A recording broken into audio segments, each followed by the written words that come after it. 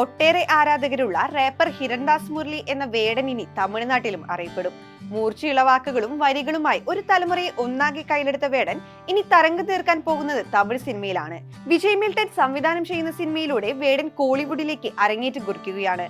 Production number 5 എന്ന താൽക്കാലികമായി പേരിട്ടിരിക്കുന്ന ചിത്രത്തിൽ രാജ് തരുണാണ് നായകൻ. തമിഴ്, തെലുങ്ക് ഭാഷകളിൽ ഒരുങ്ങുന്ന ചിത്രം റഫ് നോട്ട് പ്രൊഡക്ഷനാണ് നിർമ്മിക്കുന്നത്. 2024 പുറത്തിറങ്ങിയ മഞ്ഞുമൽ ബോയ്സ്, ഈ വർഷം പുറത്തിറങ്ങിയ നരിവേട്ട എന്ന ചിത്രങ്ങളിൽ ഉൾപ്പെടെയുള്ള മലയാളം സിനിമകളിൽ വേടൻ പ്രത്യക്ഷപ്പെട്ടിട്ടുണ്ട്.